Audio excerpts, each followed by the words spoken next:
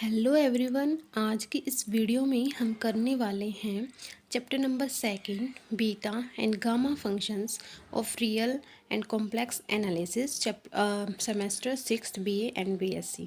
ठीक है, तो लेट वी स्टार्ट। इस चैप्टर में हम सिर्फ दो फंक्शंस को पढ़ेंगे। फर्स्ट एक्सरसाइज में बीटा फंक्शन को एंड सेकंड एक्सरसाइज में गामा फंक्शंस को। तो दोनों ही मोस्ट इम्पोर्टेंट है फॉर एग्ज़ाम पर्पस। ठीक है, तो late we start.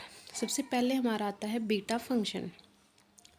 Beta function को हम फर्स्ट यूक्लिडियन इंटीग्रल भी बोलते हैं। ठीक है, ये ऐसे भी पूछा जा सकता है कि फर्स्ट यूक्लिडियन इंटीग्रल क्या है या फिर बीटा फंक्शन क्या है, ऐसे भी पूछा जा सकता है। एंड सेकंड क्या है हमारा गामा फंक्शन। गामा फंक्शन को गामा फंक्शन नेमिंग से भी पूछ सकते हैं, वरना सेकंड यूक्लिडियन इंटीग्रल से भी पूछ सकते हैं। ठीक है, तो इसकी डेफिनेशन हम स्टार्ट करते हैं। द फर्स्ट यूक्लिडियन इंटीग्रेशन क्या होता है? इंटीग्रेशन 0 से 1 एक्स की power m minus 1 into 1 minus x की power n minus 1 d x. ये हमें याद करना पड़ेगा। ठीक है, ये क्या हमारा बीटा फंक्शन है। इसको हम जहाँ पे m और n ग्रेटर देन 0 रहेंगे, इसको हम बीटा फंक्शन बोल लेंगे एंड इसको डिनोट करेंगे बीटा ऑफ m n से। अगर पहले m और बाद में n है तो m n से, अगर पहले n और बाद में m है तो n m से डिनोट करेंगे। ठीक है, अब हम निकालना सीखेंगे कि हम बीटा फंक्शन को डिनोट कैसे करते हैं, निकालते कैसे हैं। अब हमें पता है ये क्या है, बीटा फंक्शन है, बट हम इसको एन एम की फॉर्म में कैसे लिखेंगे। देखो यहाँ पे क्या है, m माइनस 1 है, यहाँ पे क्या है 5 है। अगर मैं इनको कंपेयर करूँ तो मैं किस में से एक को लेस करूँगी कि हमारा 5 आएगा, तो क्या आ जाएगा आंसर 6। ठीक है, अब n माइनस 1 की जगह पे क्या है 3 है। अब n में से किस में से मैं 1 को सब्सट्रैक्ट करूँगी, ये 3 आएगा तो क्या आएगा 4। तो इसका जो बीटा फंक्शन है वो कैसे निकल जाएगा, बीटा ऑफ 6 एंड 4। इसी तरीके से यानी कि इसमें हम एक एक ऐड कर देंगे तो हमारा बीटा फंक्शन निकल जाएगा। इसी तरीके से ये भी हो जाएंगे। ठीक है, नेक्स्ट है हमारे पास properties of beta function. Beta function की प्रॉपर्टी क्या है? फर्स्ट प्रॉपर्टी है सिमेट्री। सिमेट्री का मतलब क्या है, बीटा ऑफ एम एन किसके इक्वल होता है, बीटा ऑफ एन एम के। ये मोस्ट इंपॉर्टेंट है फॉर कंपलसरी क्वेश्चंस एंड बहुत इजी है। ठीक है, तो देखो इसमें क्या करना है, फॉर ऑल एम एन जो कि हमारे ग्रेटर देन है 0 से, तो हमारा beta function of M N क्या था, ये था इंटीग्रेशन 0 से 1 एक्स की power m minus 1 1 minus x की power n minus 1 d x. ये मैंने क्या मान लिया, फर्स्ट इक्वेशन मान लिया। ठीक है, अब हमारे पास एक प्रॉपर्टी थी कि अगर मैं इंटीग्रेशन 0 से a F x D x करूँ तो किसके इक्वल आएगा, इंटीग्रेशन 0 से a F of a minus x D x. ठीक है, अब इस प्रॉपर्टी का मुझे इस इक्वेशन में यूज़ करना है। तो देखो जहाँ पे भी x था ना, वहाँ पे मैं a माइनस एक्स कर दूँगी। a यहाँ पे क्या है, a यहाँ पे 1 है। ठीक है, तो 1 माइनस एक्स की power n minus 1 and 1 minus x की पावर n माइनस 1। यहाँ से 1 से 1 कैंसिल बचेगा, x की पावर n माइनस 1 बचेगा एंड ये 1 माइनस एक्स की पावर m माइनस 1 हो गया। तो ये किसकी वैल्यू आ गई, बीटा ऑफ एन एम की वैल्यू आ गई।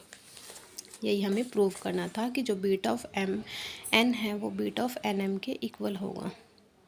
सेकंड क्या है, सेकंड हमारी थ्योरम इम्पोर्टेंट है। हमें क्या शो करना है कि जो बीटा ऑफ एम एन होगा वो किसके इक्वल होगा, इंटीग्रेशन ऑफ 0 से इन्फिनिटी एक्स की power m minus 1 divide by 1 plus x की होल की power m plus 1 d x equal किसके रहेगा, इंटीग्रेशन ऑफ 0 से इन्फिनिटी एक्स की power n minus 1 upon 1 minus 1 plus x की power m plus n d x for all M N greater than 0।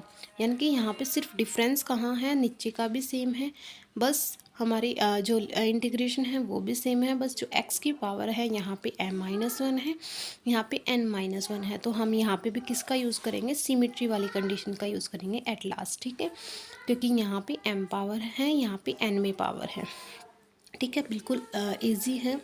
तो देखो हम क्या करेंगे, सबसे पहले हमें पता है अगर एम एन हमारे ग्रेटर देन 0 है तो जो बीटा फंक्शन होगा किसके इक्वल होगा, इंटीग्रेशन 0 से 1 एक्स की power m minus 1 into 1 minus x की power n minus 1 d x. अब इसमें हम क्या करेंगे, x को पुट कर देंगे t अपॉन 1 प्लस टी। ये हमें याद करना पड़ेगा, x को क्या पुट करना पड़ेगा, टी अपॉन 1 प्लस टी, जहाँ से हमारा जो इसका डेरिवेटिव है वो किसके इक्वल आएगा, डी टी अपॉन में 1 प्लस टी का होल स्क्वायर। तो जब हमारा x ज़ीरो होगा तो t भी ज़ीरो होगा, एंड x जब हमारा 1 के इक्वल होगा तो t हमारा इन्फिनिटी को अप्रोच करेगा। ठीक है, तो अगर मैं इसको फर्स्ट इक्वेशन में पुट कर दूं x की वैल्यू को, तो क्या होगा, x की जगह पे t अपॉन में 1 प्लस टी हमने पुट किया, इसकी power m-1 into 1 minus T upon में 1 प्लस टी की पावर n-1, एंड dx की वैल्यू क्या निकली थी, dx की वैल्यू निकली थी dt अपॉन में 1 प्लस टी का होल स्क्वायर। वो वैल्यू यहाँ पे पुट करती। अब मैं t की वैल्यू को एक साथ लिख लूँगी, 1 प्लस टी की वैल्यू को एक साथ लिख लूँगी, तो हमारे पास क्या आ जाएगी, t की value I m-1 and 1 plus T की वैल्यू आई m प्लस n। ठीक है, तो यहाँ से ये इंटीग्रेशन किसके इक्वल आया, x की power m-1 divide by 1 plus x की पावर m प्लस n, जो कि हमारा लेफ़्ट साइड में है। अब हमें पता है कि जो हमारी ये कंडीशन होती है ना, सिमिलरली हम इसको भी प्रूव कर सकते हैं। n के लिए हमारे पास x की पावर n-1 आएगा। अब हमारे पास प्रॉपर्टी क्या होती है कि जो बीटा ऑफ mn होता है वो बीटा ऑफ nm के इक्वल आएगा, तो इसलिए जो हमारी फर्स्ट और सेकंड इक्वेशन बनी थी वो भी आपस में क्या हो जाएंगे, इक्वल हो जाएंगे। इसी को मुझे प्रूव करना था। उसके बाद हमारी है नेक्स्ट थ्योरम, ये इम्पोर्टेंट है।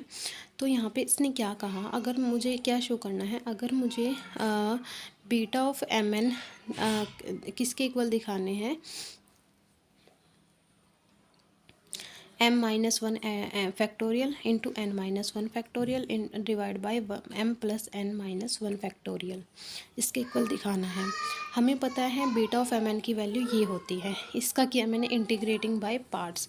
जब इसका इंटीग्रेटिंग बाय पार्ट्स किया एंड इसमें लिमिट पुट की ना, तो यहाँ पे ज़ीरो आएगा, एंड यहाँ पे m-1 डिवाइड बाई n, यहाँ से कांस्टेंट है तो बाहर निकल जाएगा, तो ये वाली टर्म तक हमारा आ जाएगा।